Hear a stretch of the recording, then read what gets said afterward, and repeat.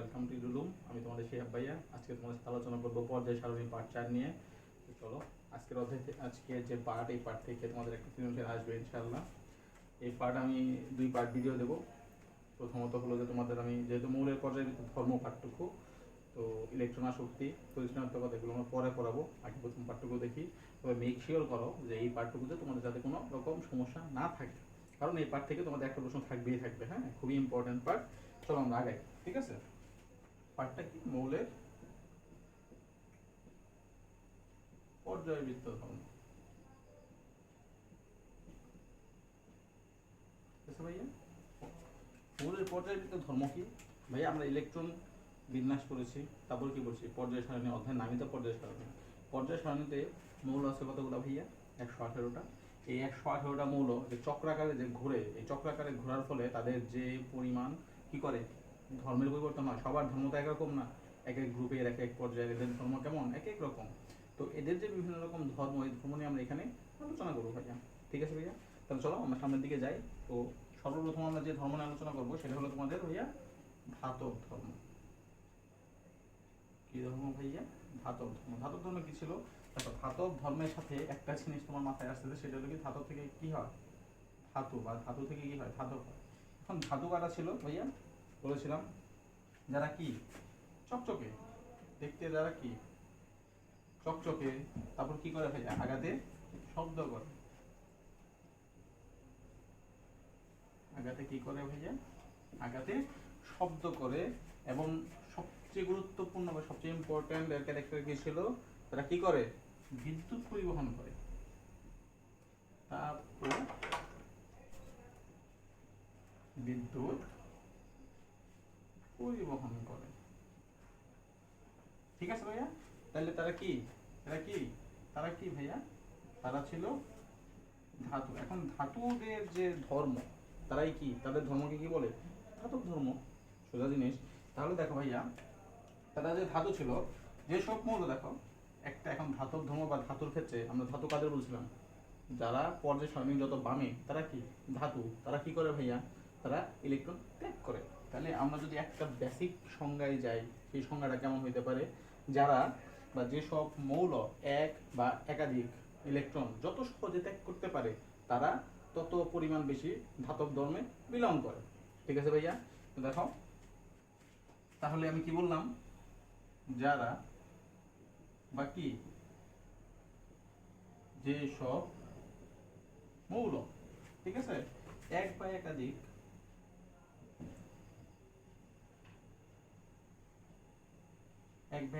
Electron বা এক বা একাধিক ইলেকট্রন যত সহজে ইলেকট্রন ত্যাগ করে। ভাইয়া, যারা ইলেকট্রন ত্যাগ করে তাদের ধর্ম কেমন হয় বা তাদের ই কেমন হয়, চরিত্র কেমন হয়? তারা কি থাকে? অবশ্যই কি ধনাত্মক আয়নে পরিণত হয়। কি আয়নে পরিণত হয়? ধনাত্মক আয়নে পরিণত হয়। তাহলে ভাইয়া, তারা কি, তাদের কি বলে? তারা কি, তারাও কি ধাতু। তাহলে ধাতুর আমরা কয়টা সংজ্ঞা বললাম? 2টা সংজ্ঞা বলে ফেললাম অলরেডি। তারা চকচকে, আঘাতে শব্দ করে, এবং মোস্ট ইম্পর্টেন্টলি তারা কি করে? বিদ্যুৎ ও তাপ কি করে ভাইয়া? পরিবহন করে। তারা কি ধাতু। এখন যদি কেমিস্ট্রির ভাষায় আসি, যে সব মৌল তাদের সর্বশেষ বা যোজ্যতা স্তরের ইলেকট্রন ত্যাগ করে, একটা হতে পারে, একাধিক হতে পারে, তাদের সুবিধা অনুযায়ী ত্যাগ করে। ত্যাগ করার পর তারা কি হয় ভাইয়া? ধনাত্মক আয়নে পরিণত হয়। কোন আয়নে পরিণত হয়? ধনাত্মক, ঋণাত্মক না, কিন্তু ধনাত্মক আয়নে পরিণত হয়। তারা কি ভাইয়া? তারা ধাতু। এখন দেখো, আমরা যদি একটু সামনের দিকে যাই, কি বলছে? যে মৌলের পরমাণু যত বেশি ইলেকট্রন,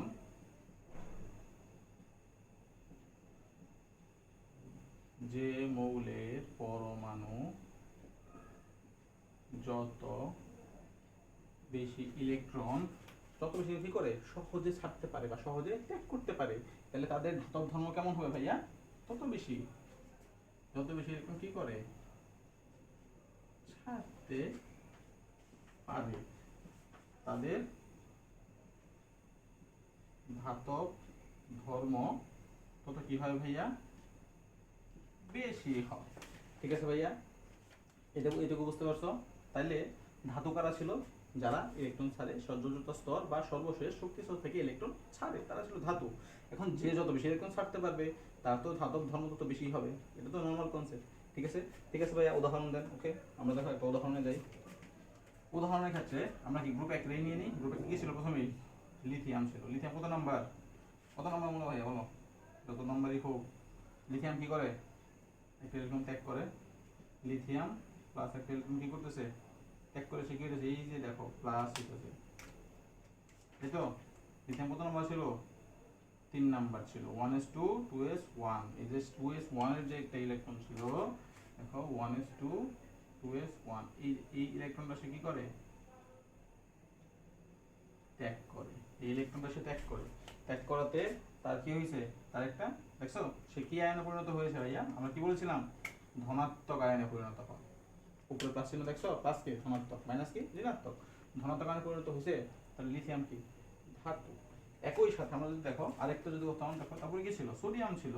লি নাকি 11 নম্বর মৌল। হ্যাঁ, 1s2 2s2 2p6 3s1।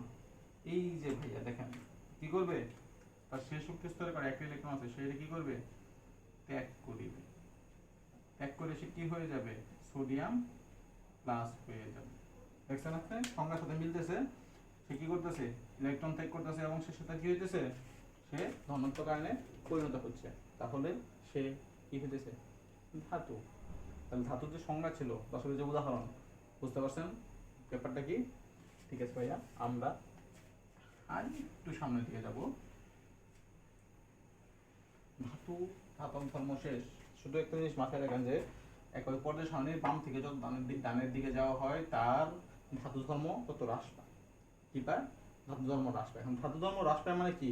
অধাতব ধর্ম কি পায়? বৃদ্ধি পায়। একটার একটা বিপরীত। এখন আমরা অধাতব ধর্ম নিয়ে পড়াশোনা করব। দেখেন, অধাতব ধর্ম, অধাতব ধর্ম নামের মধ্যে একটা অ্যান্টি অ্যান্টি ভাব আছে না? যে ধাতব ধর্ম যা ছিল, অধাতব ধর্ম তার কি হবে? বিপরীত হবে। ধাতব ধর্মেতে আমরা কি বলছিলাম? তারা কি করে? ইলেকট্রন ছেড়ে দেয়। ইলেকট্রন ছেড়ে দেয়। তারা কি ছিল? ধাতব ছিল। তাহলে অধাতব ধর্মের ক্ষেত্রে কি করবে? তারা ইলেকট্রন গ্রহণ করবে। ধাতবের ক্ষেত্রে আমরা কি বলেছিলাম? তারা বিদ্যুৎ পরিবাহী, তাপ পরিবাহী। অধাতব ধর্ম বিদ্যুৎ ও তাপ পরিবাহী না। এখন ভাইয়া বলেন, কি বলেন? আবার একটু বলেন, আমি তো বুঝি নাই। দেখেন, অধাতব ধর্ম কি করে? অধাতব ধর্মের প্রথম অংশটা কি? তারা কি করে? ইলেকট্রন, ধাতু ইলেকট্রন ছাড়ছে, তাহলে এরা ইলেকট্রন কি করবে ভাইয়া? গ্রহণ করবে। তাহলে অধাতু বা অধাতু চেনার বা অধাতব ধর্ম কিভাবে হবে সেটা চেনার প্রথম উপায় কি? তারা ইলেকট্রন কি করবে? গ্রহণ করবে। তারা গরিব, তারা ইলেকট্রন গ্রহণ করবে। অর্থাৎ আমরা যদি একে সংজ্ঞায়িত করতে পারি, সংজ্ঞায়িত কিভাবে করি?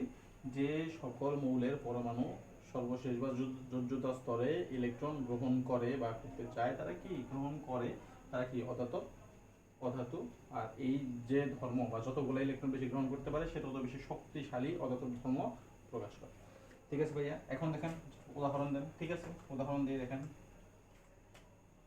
আমরা কি বলছিলাম? ডান থেকে যত বামের দিকে যায় তত অধাতব ধর্ম বৃদ্ধি পায়, ধাতু ধর্ম বৃদ্ধি পায়। তাহলে আমরা সবার যে ডানের অংশ সেটা নিই। নিষ্ক্রিয় গ্যাস তো নিষ্ক্রিয় গ্যাসই, সেটা তো আর অধাতব ধর্ম প্রকাশ করবে না। তার আগে কি আছে? হ্যালোজেন, ক্লোরিন আছে। ক্লোরিন কত নম্বর মৌল ভাইয়া? 17। 1s2 2s2 2p6 3s2 3p কত 5, তাই তো? এই তো 10 7 17।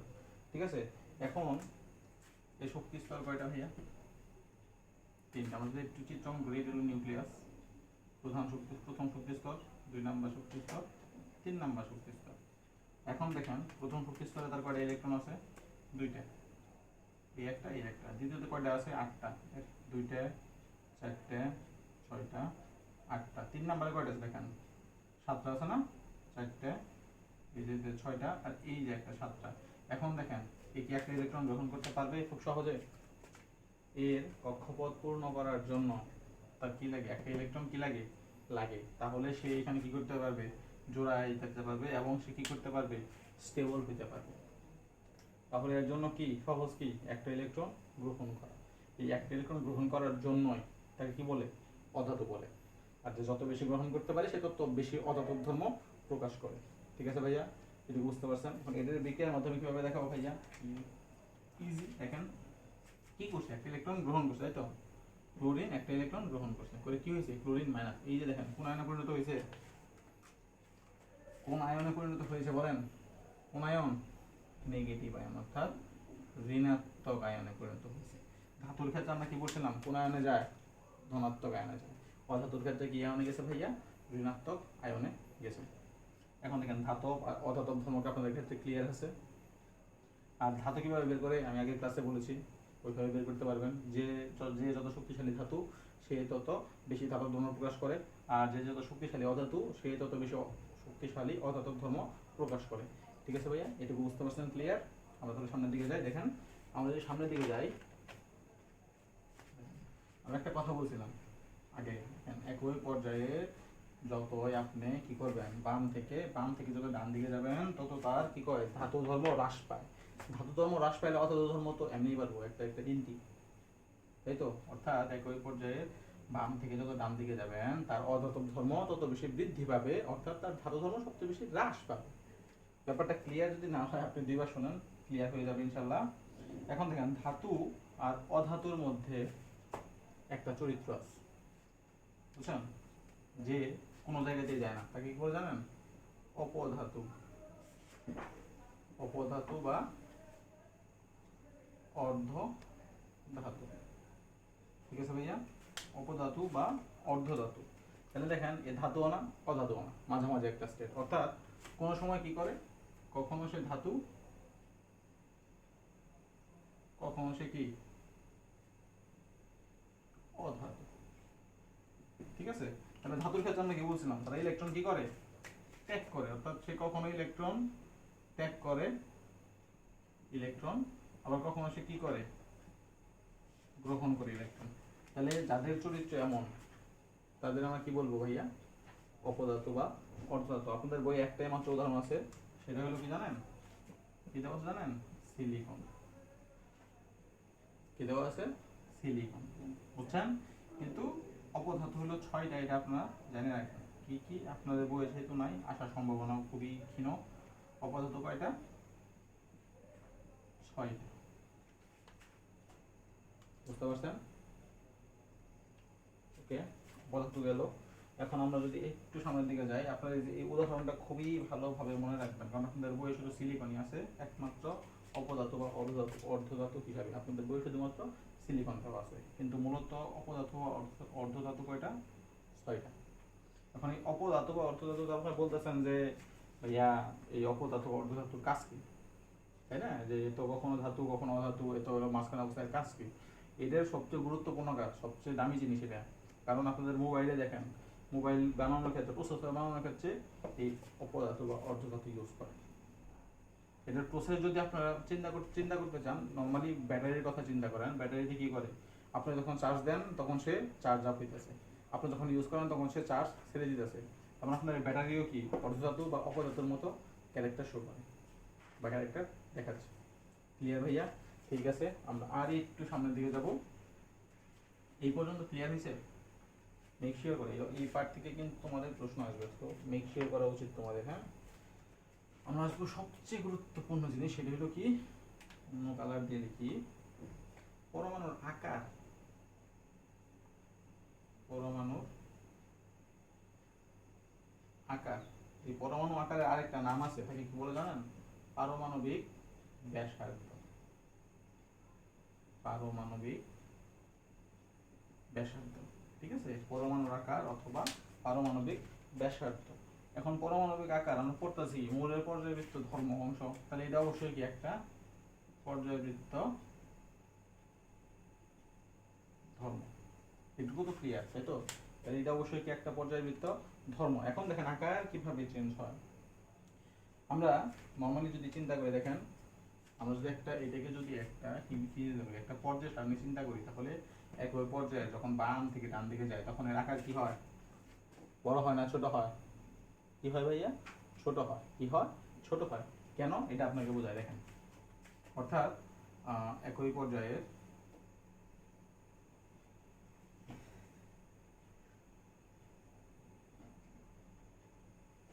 বাম থেকে ডানে গেলে তার পারমাণবিক আকার কি হয়? হ্রাস পায়। কেন? এখন দেখেন, আমরা যদি একটু উদাহরণ যাই, আমরা উদাহরণ নেব কাজে জানেন, সোডিয়াম, ম্যাগনেসিয়াম, একটু বড় করে জায়গা নেই যদিও, সোডিয়াম, ম্যাগনেসিয়াম আর হলো অ্যালুমিনিয়াম। সোডিয়াম কত নম্বর মৌল ভাইয়া? 11, ম্যাগনেসিয়াম 12, অ্যালুমিনিয়াম 13। এটা তো এভাবেই যাচ্ছে না, একই পর্যায়ে sodium, magnesium, aluminium, silicon, phosphorus, তাই তো? এখন সোডিয়াম হলো 11 নম্বর মৌল, তাই তো? এটা আমরা যদি এখন দেখেন, আমরা যদি আঁকাই, এটা একটা নিউক্লিয়াস। আচ্ছা, আগে ইলেকট্রন বিন্যাস করি, আপনারা তাকে আঁকানো গেলে বই পেয়ে যাবেন। আমি একটু মোছাই এগুলো, হ্যাঁ। আগে একটু কথা মনে আছে যে যত পর্যায়ের বাম থেকে ডান দিকে যাইতেছে তার আকার তত বেশি কি হচ্ছে ভাইয়া? ছোট হচ্ছে। কিভাবে দেখেন, সোডিয়াম 11 নম্বর মৌল, সোডিয়াম, ম্যাগনেসিয়াম 12 নম্বর মৌল, অ্যালুমিনিয়াম 13 নম্বর মৌল। এগুলো ইলেকট্রন বিন্যাস করি ভাই, একটু কষ্ট করে দেখেন। এটা কি 1s2, 2s2, 2p6, 3s1। এটার ক্ষেত্রে 1s2, 2s2, 2p6, 3s2। এটার ক্ষেত্রে দেখেন 1s2, 2s2, 2p6, 3s2, 3p1। ঠিক আছে ভাইয়া?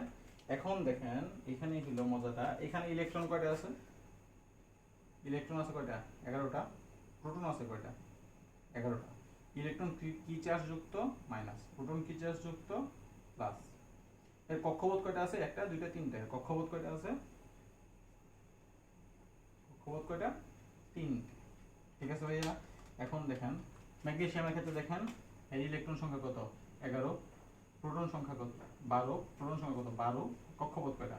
ইলেকট্রন নেগেটিভ চার্জ যুক্ত, প্রোটন পজিটিভ চার্জ যুক্ত। এটা তো বললাম, তো সেম জিনিস এটার ক্ষেত্রে দেখেন আপনি, আমি যদি অন্য কালারটা ইউজ করি,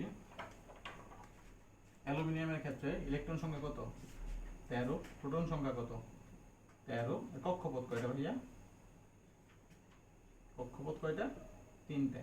এখন দেখেন একটা জিনিস কমন, সেটা কি? এর কক্ষপথ কয়টা? 3টে। এখন ইলেকট্রন আমি যদি একটু ড্র করি, দেখো এটা একটা নিউক্লিয়াস, একটা কক্ষপথ, দুইটা কক্ষপথ, তিনটা কক্ষপথ। শেষ কক্ষপথে কয়টা ইলেকট্রন আছে? একটা। আর এখানে কয়টা আছে দেখো? 8টা। এটা দুইটা, চারটা, 6টা, 8টা। এখানে কয়টা আছে? দুইটা, একটা, একটা, দুইটা। এটার ক্ষেত্রে যদি আমি ড্র করি, একটু দেখো, প্রথম কক্ষপথ, দ্বিতীয় কক্ষপথ, 3 নাম্বার কক্ষপথ। এখানে কয়টা আছে শেষ কক্ষপথে? দুইটা। এখানে কয়টা আছে যথারীতি? 8টা। এখানে কয়টা আছে? দুইটা। এই ক্ষেত্রে যদি আমি ড্র করি, দেখো 2, 3। এটা কয়টা আছে লাস্ট কক্ষপথে? এই যে দেখো 3s2, 3p1, তিনটা আছে। তাহলে একটা, দুইটা, তিনটা। 2তে কয়টা আছে? 8টা আছে।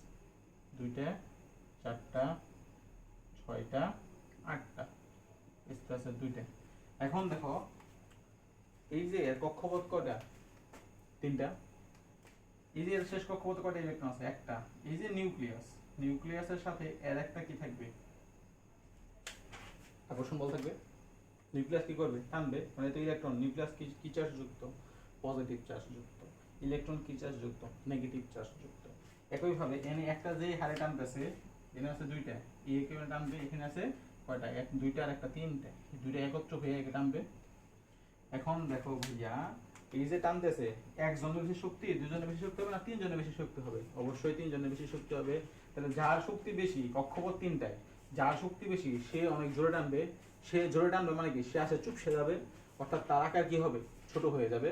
ঠিক আছে? তাহলে আমরা যদি আকারের হিসেবে যাই, সবচেয়ে বড় কে? সোডিয়াম। তারপরে কে? ম্যাগনেসিয়াম। সবচেয়ে ছোট কে? অ্যালুমিনিয়াম। বুঝতে পারছেন? Concept clear? এখন ইলেকট্রন প্রোটনের ক্ষেত্রে বোঝাতে পারেন, এখানে 11টা ইলেকট্রন প্রোটন কি করবে? এখানে 12টা, 13টা এরা কি করবে? একে অপরকে বিকর্ষণ করবে, নিউক্লিয়াস থেকে টানবে। টানলে পরে কি হবে? যার শক্তি বেশি সে বেশি চুপসে যাবে, বা তাই সে তত কাছাকাছি চলে আসবে। সে তত কাছাকাছি চলে আসলো মানে কি? তার কি বেশি? আকার হয়ে যাবে ছোট। বুঝতে পারছেন ভাই? এইটুকু পর্যাবৃত্ত ধর্মটুকু বুঝতে পারছেন? ঠিক আছে, বুঝতে পারলে ভালো।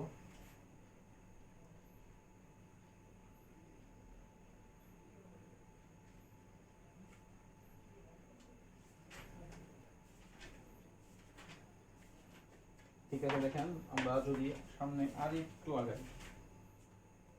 আগাই কোন দিকে, আয়নীকরণ শক্তি।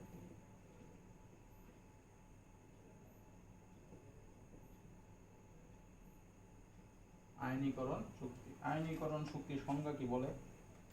আয়নীকরণ শক্তির আমি জাস্ট সংজ্ঞাটা রাফটাকে লিখি, দেখো কি বলে। গ্যাসীয় অবস্থায়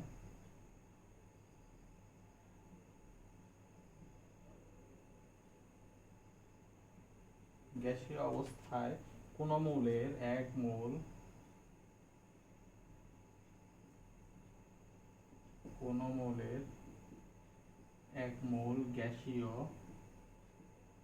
গ্যাসীয় পরমাণু থেকে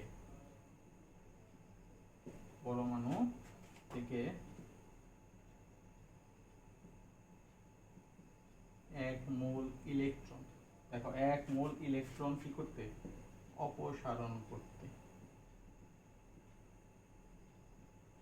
যে পরিমাণ শক্তি লাগে, যে পরিমাণ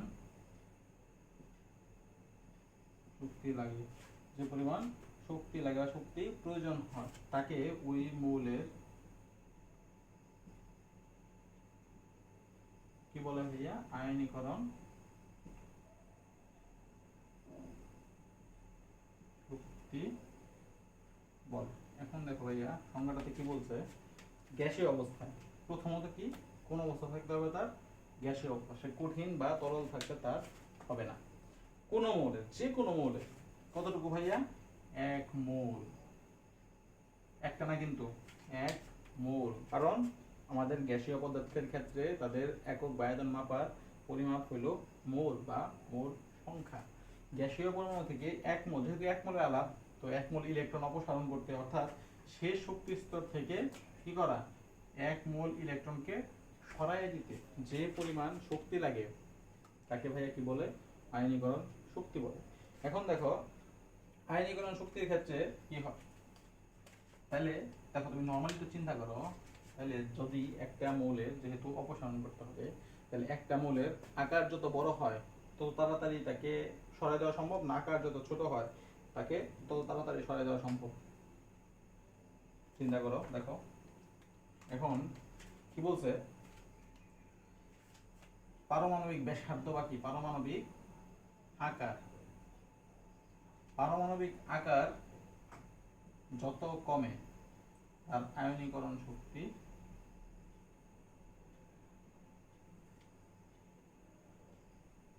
তত বেশি।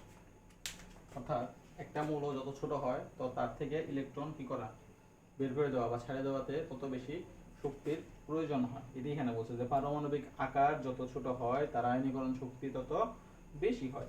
একইভাবে যদি উল্টা কথা বলে যে পারমাণবিক আকার বড়, তাহলে তার আয়নীকরণ শক্তি কি হবে, কম। সিম্পল জিনিস, বুঝতে পারছেন ভাইয়া? দেখেন আমরা উদাহরণ, ওকে আমরা উদাহরণে যাই। আমরা দেখেন সবসময় আমরা একটা পর্যায়ে এক্সাম্পল দিতেছি, কারণ গ্রুপের যে এক্সাম্পলগুলো এগুলো আপনারা করবেন। যদি পর্যায়ের ক্ষেত্রে যেটা হবে গ্রুপের ক্ষেত্রে উল্টো হবে। যেমন পর্যায়ের ক্ষেত্রে পারমাণবিক আকারের ক্ষেত্রে কি ছিল, যত বাম থেকে আমরা ডান দিকে যাব তার পারমাণবিক আকার তত কম হবে বা ছোট হবে। কিন্তু গ্রুপের ক্ষেত্রে যত আমরা উপর থেকে নিচের দিকে যাব তার পারমাণবিক আকার তত বৃদ্ধি হবে, কারণ তার কি কক্ষপথ বড় হচ্ছে, কক্ষপথ বাড়তেছে। এই গ্রুপের যেটা সেটা আপনাদের জন্য হোমওয়ার্ক, সবই আমি আপনাদের খাওয়াই দিলে পরে আপনারা তো স্পুন ফিগার হয়ে গেলেন। ঠিক আছে, দেখেন ভাইয়া এক্সাম্পল দেন। ঠিক আছে, এক্সাম্পল দিয়ে দেখেন কি ছিল, সোডিয়াম, ম্যাগনেসিয়াম, অ্যালুমিনিয়াম, সিলিকন। কথা কি ছিল যে পারমাণবিক আকার যত ছোট হয় তার আয়নীকরণ শক্তি তার কত কি হয়, পারমাণবিক আকার যত ছোট তার আয়নীকরণ শক্তি তত কি, আয়নীকরণ শক্তি তত কি বেশি। এখন এটা একটু আগে আপনারা দেখলেন যে পারমাণবিক আকার কার ছোট কার বড়, একই পর্যায়ে যত বাম থেকে ডান দিকে যেতেছি তার আকার তত কি হইতাছে, ছোট হইতেছে। তাহলে এটার আকার সবচেয়ে কি ছোট। এটার আকার ছোট মানে কি, এর আয়নীকরণ শক্তি কি ভাইয়া, আয়নীকরণ শক্তি কি ভাইয়া সবচেয়ে বেশি। এই প্যাচটুকু ধরতে পারছেন কেন আপনাদের আমরা আকারের জিনিসটা আগে পড়াইলাম? কারণ আকার যদি আপনি না বুঝেন, আপনি আয়নীকরণ শক্তি, ইলেকট্রন শক্তি, তড়িৎ ঋণাত্মক কথা কিছু বুঝবেন না। বুঝতে পারছেন?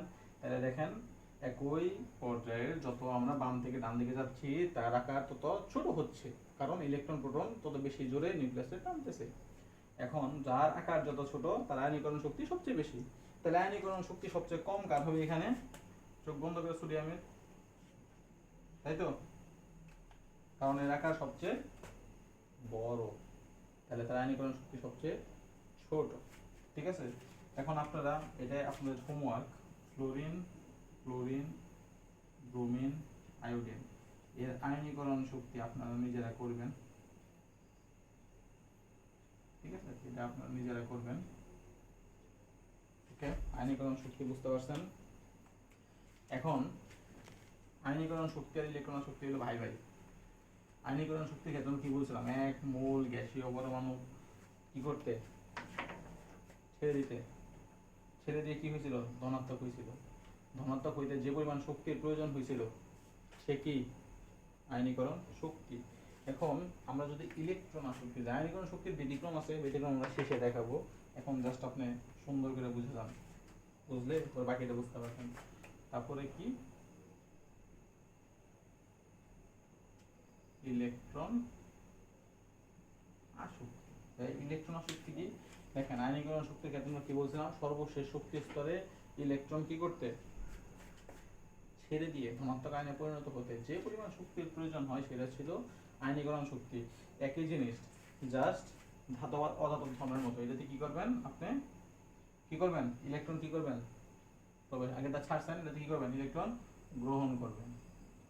কি করবেন, গ্রহণ করবেন। গ্রহণ করে কি করবে, তাহলে সে কি আয়নে পরিণত হবে, ঋণাত্মক, ঋণাত্মক আয়নে পরিণত হবে। তাহলে তার কি হবে, শক্তি কি হবে, আগেটা কি করছিল, যে পরিমাণ শক্তির প্রয়োজন হয়েছিল, তাহলে এক্ষেত্রে কি হবে, শক্তি কি হবে, নির্গত হবে। ঠিক আছে ভাইয়া, এই তিনটে হলো কি পয়েন্ট, এগুলো আপনারা আগের সংজ্ঞার মতো সংজ্ঞা সাজাই নেবেন। ঠিক আছে, এই যে সর্বপ্রথম কি করবে, ইলেকট্রন গ্রহণ করবে, ঋণাত্মক আয়নে পরিণত হবে, এবং এই ইলেকট্রন গ্রহণ করতে তার যে পরিমাণ শক্তি নির্গত হবে সেটাই তার কি ভাইয়া, ইলেকট্রন আসক্তি।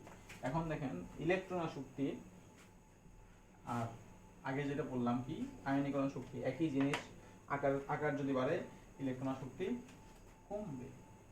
অর্থাৎ পারমাণবিক আকার বাড়াইলে ইলেকট্রন আসক্তি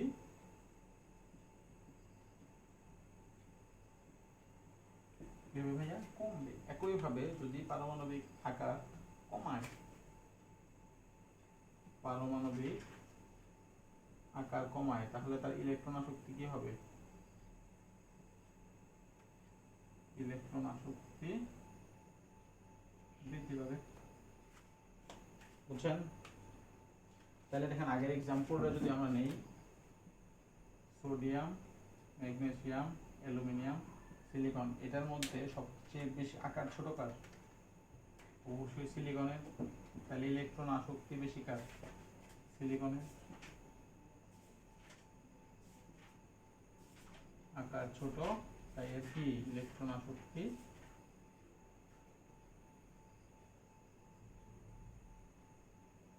কি ভাইয়া বেশি। তাহলে ইলেকট্রন আসক্তি সবচেয়ে কম কার, সোডিয়াম, কারণ এর আকার সবচেয়ে বড়।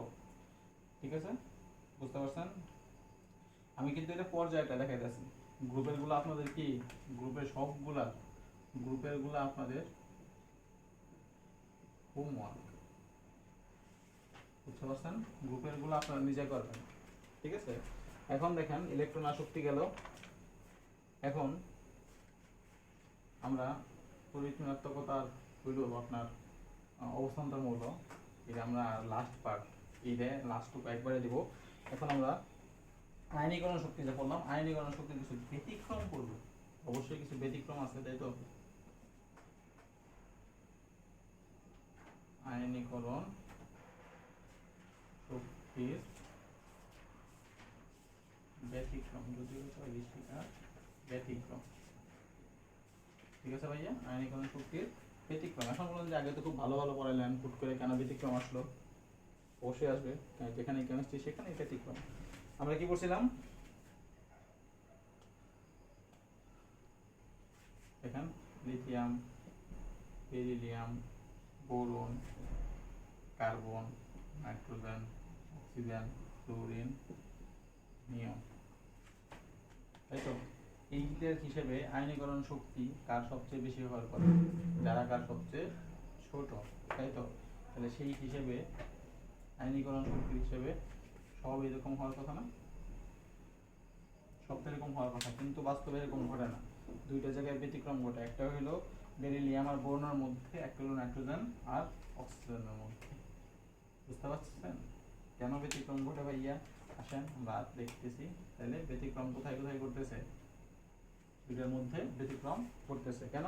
দেখেন, বেরিলিয়াম কয় নাম্বার মৌল? 4, ইলেকট্রন বিন্যাস করেন 1s2 2s2। বোরন কয় নাম্বার মৌল? 5, ইলেকট্রন বিন্যাস করেন 1s2 2s2 2p1, তাই তো? এখন দেখেন, আমরা যদি একটু বক্স আকারে করি, এরকম থাকে এটা, এটার বক্স আকারে করলে কি হয় ভাইয়া? পিতে কয়টা ঘর থাকে? 3টা ঘর থাকে, একটা আছে, বাকি 2টা ঘর খালি। এখন দেখেন, আয়নীকরণ শক্তি কি ছিল? আয়নীকরণ শক্তি কি ছিল? যে শেষ শক্তি স্তর থেকে ইলেকট্রন সরাইতে যে পরিমাণ শক্তির প্রয়োজন হয়। এখন দেখেন, যার শক্তি বেশি প্রয়োজন হবে তার আয়নীকরণ শক্তি তত বেশি হবে, এটা তো বেসিক জিনিস।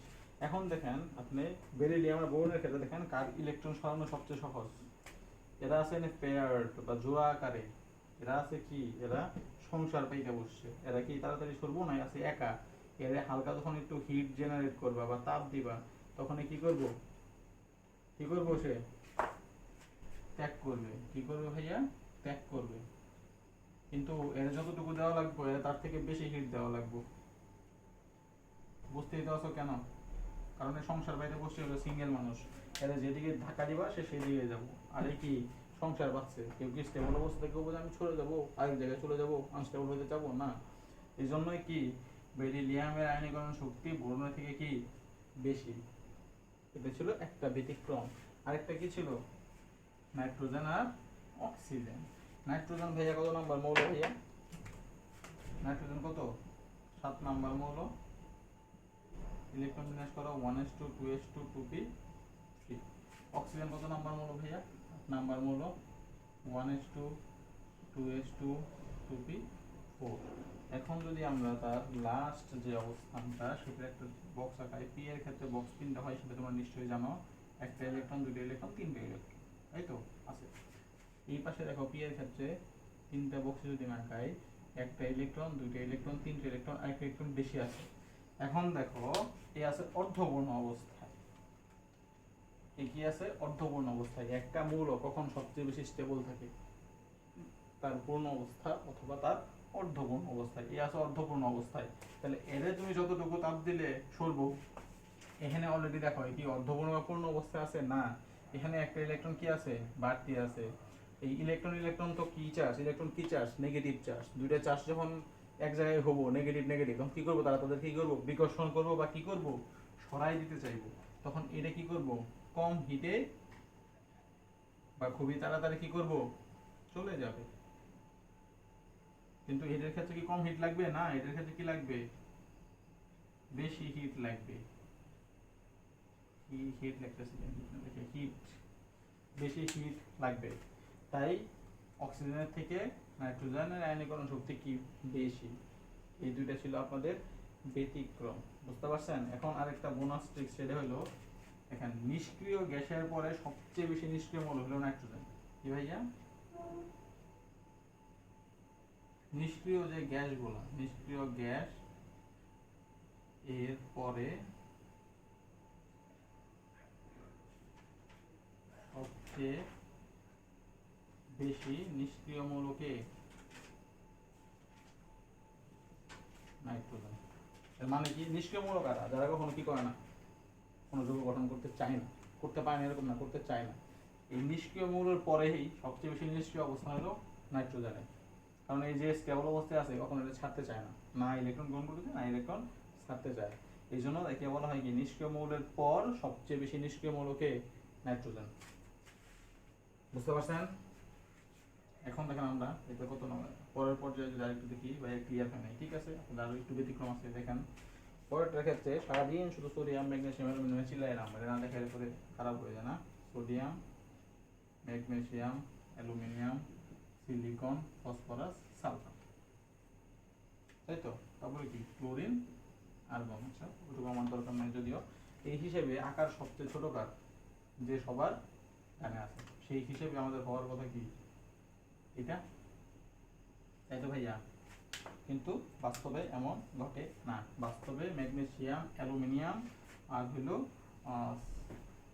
ফসফরাস আর সালফারের ক্ষেত্রে সেইটা কি ঘটে, উল্টা ঘটনা বা ব্যতিক্রম ঘটে। এই ক্ষেত্রে আমি আপনাদের একটা দেখাবো, কোনটা দেখাবো, ম্যাগনেসিয়াম আর অ্যালুমিনিয়াম। ম্যাগনেসিয়াম কত নম্বর মৌল বলেন? 12 নম্বর মৌল। ইলেকট্রন বিন্যাস করেন 1s2 2s2 2p6 3s2। Aluminium কত নম্বর মৌল? 13 নম্বর মৌল, তাই তো। 1s2 2s2 2p6 3s2 3p1। এখন আপনি শেষ শক্তি স্তর দেখেন, এস এর ক্ষেত্রে একটা বক্স হয়, সে দুইটা ইলেকট্রনিক খুব সুন্দরভাবে আছে। পি এর ক্ষেত্রে কয়টা বক্স হয়? 3টা বক্স হয়। একটা আছে, বাকি দুইটা বক্স কি আছে ভাইয়া? খালি আছে। খালি থাক না থাক সেটা আমাদের কনসার্ন না, আমাদের কনসার্ন হলো ছেড়ে দেওয়া। এখন আপনি দেখেন সেম জিনিস, এটা যে পরিমাণ স্টেবল আছে, এখানে যে পরিমাণ হিট লাগবে, এটা আনস্টেবল অবস্থায় আছে বা একটা ইলেকট্রন আছে, সে চাইলেই ছেড়ে দিলে পরে কি হবে, সে স্টেবল হবে। এটা যদি সে ছেড়ে দিতে পারে, ছেড়ে দিতে পারলে সে কি হয়ে যাবে, স্টেবল হয়ে যাবে, ঠিক আছে। তাহলে কি করবে সে, তার কি সেম হিট লাগবে? মোটেও না, তার হিট কি লাগবে, কম লাগবে। এই জন্যই ম্যাগনেসিয়াম আর অ্যালুমিনিয়ামের মধ্যে ম্যাগনেসিয়ামের আয়নীকরণ শক্তি বেশি অ্যালুমিনিয়ামের তুলনায়। এগুলো ছিল আপনাদের ব্যতিক্রম, এগুলো আপনাদের বইয়ে দিই, আমি কোথা থেকে নিয়ে আসি নাই। এগুলো আপনার পড়ছেন কিনা আমি জানি না, বা ব্যতিক্রমগুলো ঠিকঠাক মতো পড়ছেন কিনা জানি না। আপনাদের পরীক্ষায় যদি আয়নীকরণ শক্তি থেকে প্রশ্ন আসে, তাহলে আপনাদের এই যে ব্যতিক্রম চারটে দেখাইলাম, ঠিক আছে, আপনাদের কি দেখলাম, ব্যতিক্রম চারটে দেখালাম। আরেকটা ছিল না, ফসফরাস আর সালফার। ফসফরাস কিন্তু 15 নম্বর মৌল, আর সালফার হইল 16 নম্বর মৌল। এটা আপনারা বাড়ি কাজ করবেন, কেন এমন উল্টা হইল। এখন আপনাদের পরীক্ষার ব্যাপারে একটু কথা বলি। আপনাদের যে এই যে আজকের যে পাঠটুকু পড়ালাম, এখানে শুধু তড়িৎ ঋণাত্মকতা বাদ থাকলো, আমি ইচ্ছা করে বাদ রাখছি, কারণ নেক্সট ভিডিওতে তড়িৎ ঋণাত্মকতা আর হলো আপনাদের কি অবস্থান্তর মৌল আর বাকি পার্টটুকু আমি শেষ করে দেবো এই জন্য, ঠিক আছে। এবং এইটুকু আপনারা শিওর করেন যে এইটুকু, যে আজকের যে পার্টটুকু, এটা আপনারা নোট করেন, ঠিক আছে। না বুঝলে আমাকে নক করেন, ঠিক আছে, না বুঝলে আমাকে নক দেন যে এটা বুঝে নেই, বা ভিডিওর নিচে কমেন্ট করেন যে এটা আমরা বুঝি নাই। কিন্তু এই পার্ট থেকে আপনাদের কি হবে জানেন, এই পার্ট থেকে আপনাদের সিকিউ একটা থাকবে, প্লাস হলো 2টা এমসিকিউ থাকবে মিনিমাম। মানে এই অধ্যায় থেকে তো 2টা সিকিউ থাকবে, আপনাদের 2টা সিকিউ থাকবে, আমাদের একটা সিকিউ শুধু এই পার্ট থেকে থাকবে। কারণ এই পার্ট থেকে থাকবে মানে কি, আপনাদেরকে একদম সোজা সাপটা জিনিস দিয়ে দিবে, দিতে পারে কিছু কিছু বোর্ড, কিন্তু সব বোর্ডে দিবে না। কি দিবে জানেন, এই যে ব্যতিক্রম দিবে, কি দিবে,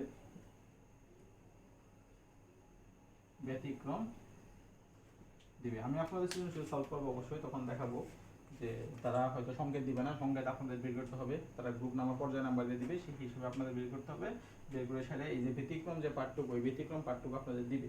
এবং ব্যতিক্রম যে পার্টটুকু দিবে, এটা খুব সম্ভবত আপনাদের আয়নীকরণ শক্তি দিবে গ নাম্বারে 3 নাম্বারের জন্য, আর ঘ নাম্বারে যায় সেটা দিবে হলো ইলেকট্রন আসক্তি আর কি তড়িৎ ঋণাত্মকতা, 2 পার্ট একসাথে, মানে একই দাগ দিয়ে 3টা অঙ্ক বা 3টা পার্ট করা যায়।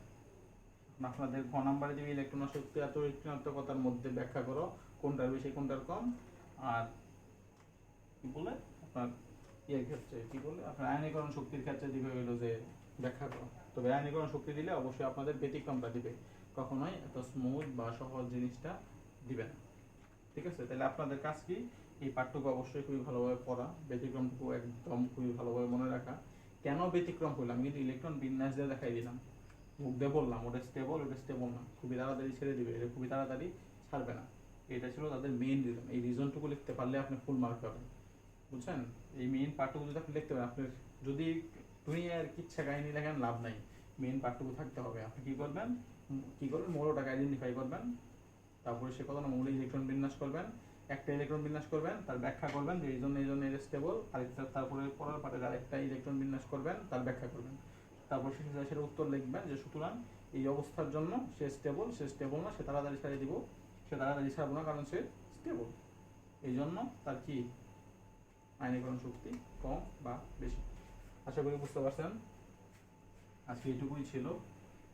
এইটুকু যদি আমার বেশি করে নেওয়ার ইচ্ছা ছিল, কিন্তু আমার মনে হলো যে এই থেকে যেহেতু সৃজনশীল প্রশ্ন আসবে বা নাম্বার থাকবে, আপনারা এইটুকুই পড়েন, এইটুকুই ঠিক মতো পড়েন, বারবার পড়েন। বইটা একটু আমার ক্লাস করার পরে বইটা একবার একটু রিডিং করবেন, তারপরে বইয়ের অনেক ভাষা আপনারা বুঝবেন না, তখন যায় সেরে আমার নোটটা দেখবেন। তার পরবর্তী কাজ হলো আপনারা টেস্ট পেপার বা গাইড যার কাছে যেটি আছে সেইটা দেখা। তো ভালো থাকো, সুস্থ থাকো, তোমাদের ভালো হোক, তোমরা ঠিক মতো পড়াশোনা করো, তোমাদের নিশ্চয়ই পরীক্ষা সামনে, পড়াশোনা করো এবং ভালো করে পড়াশোনা করো, ভালো থাকো, সুস্থ থাকো। আসসালামু আলাইকুম।